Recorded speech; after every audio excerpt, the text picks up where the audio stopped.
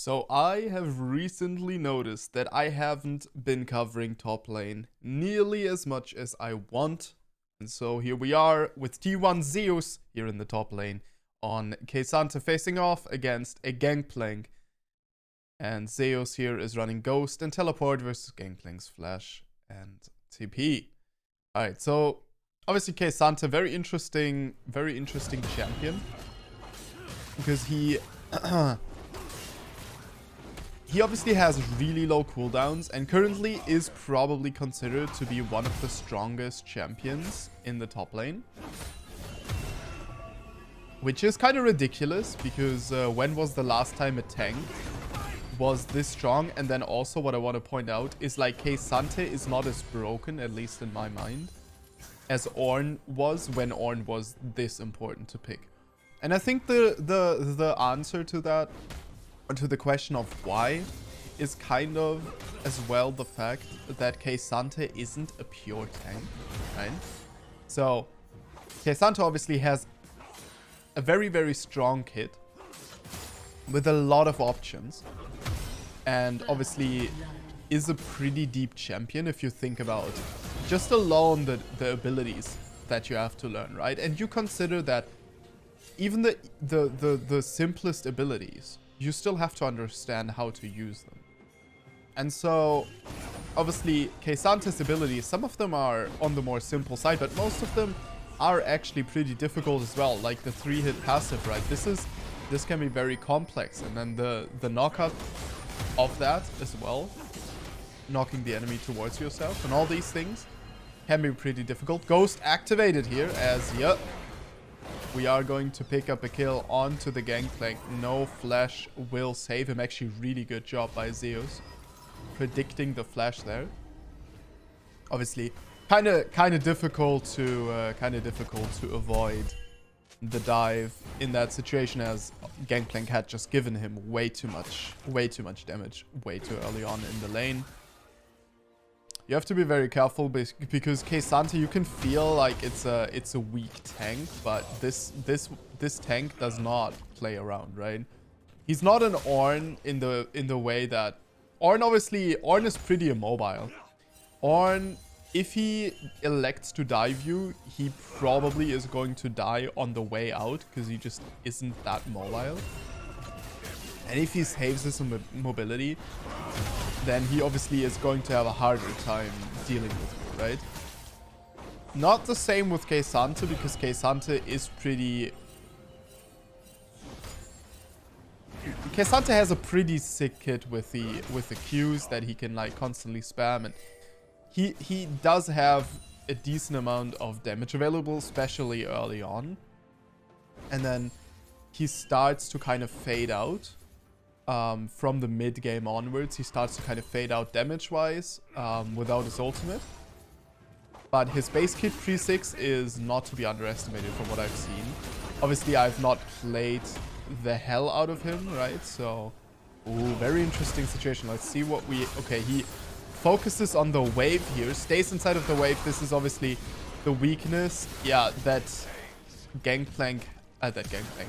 Graves has. Goes into the ultimate and he will pick up for himself. Oh, very close. He will pick up for himself the level 6 and then just run down the GP. Not the GP, the Graves. That was very well played. Yeah, so he focused on the wave there. When he was blinded, he focused on the wave there just so he could pick up the level 6 and then obviously pulled Graves out. I believe that he could have gotten a little bit safer ult angle there, but that worked out really well. That's a really big trade. Obviously, you get ganked and then you trade 1-for-1. That is absolutely huge for your team. Maybe not so good for your lane, but even in this situation, it's not that bad. Still leaves him in a decent lane state, and obviously he is so strong now, right?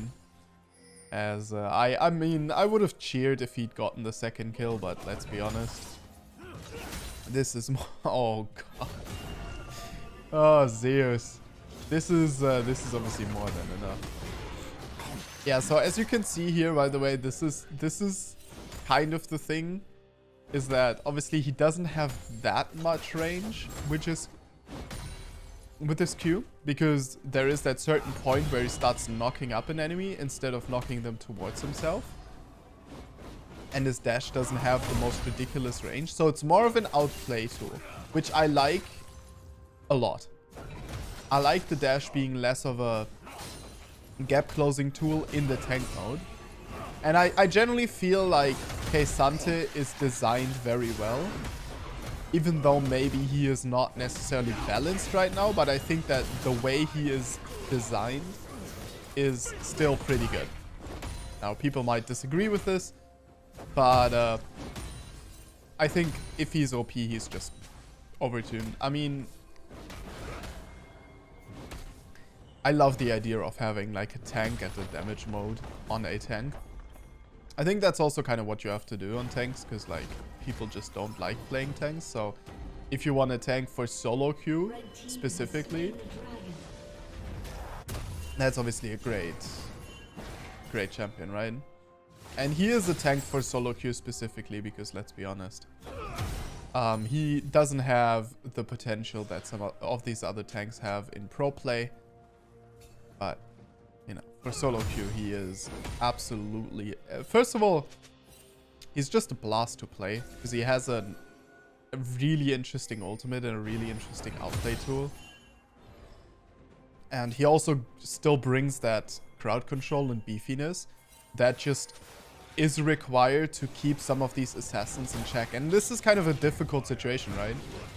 Ooh, we are... yeah, looks like we have a team fight here for ourselves. Blue team getting caught out, though. Yeah, this is a man advantage now for the red team.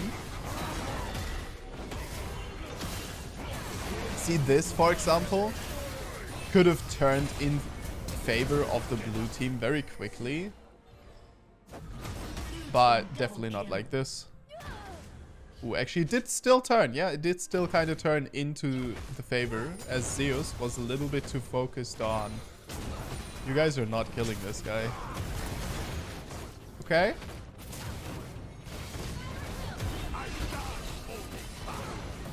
Oh, very well done, but... woo! Double kill here for Zeus. And he will be out as well. Akali. The E connects. Probably doesn't do any damage, but yeah, she picks herself up a kill onto Graves. Very, very cocky of the Half-Life Tristana to expect Ksante not to have ultimate there.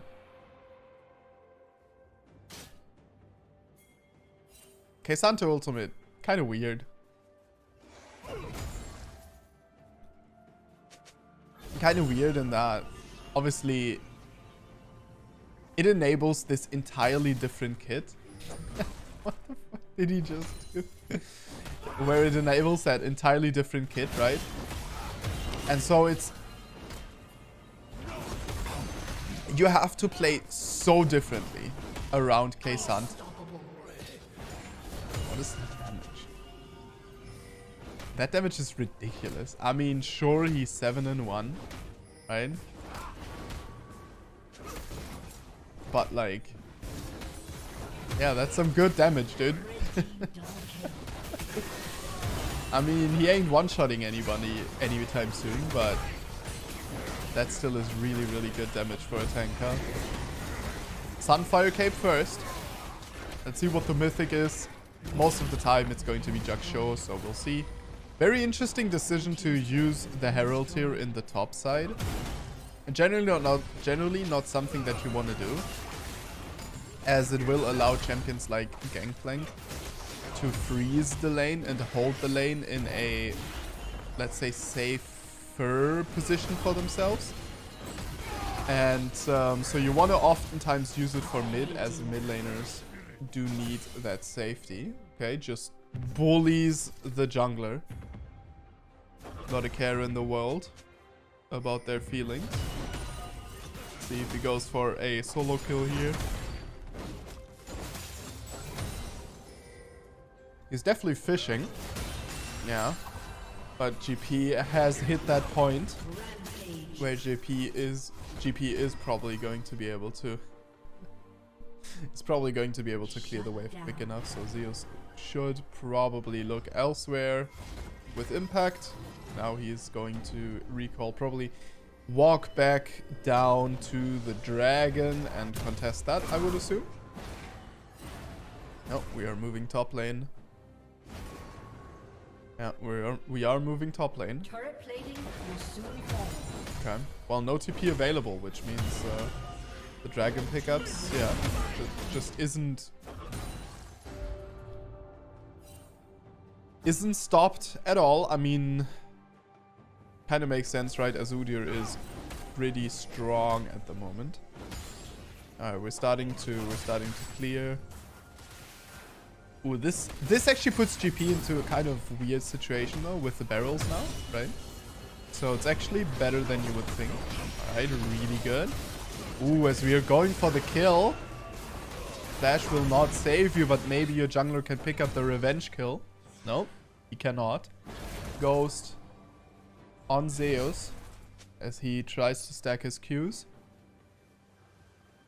And is going to try to toy with the graves a little bit. Let's see how this one works out. Alright. Okay. Alright, well, nothing ended up happening. Killing spree. Excuse me for the radio silence there for a second, but I am still sick, so... You know, after all, the quality of my cast is not quite up there where it usually is. I had to blow my nose real quick, but it is what it is. I don't want to pre-record because, first of all, it's at this point very exhausting to just produce one video.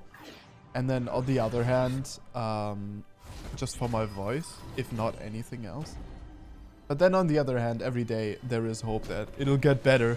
And so, you know, we'll just wait it out, I suppose.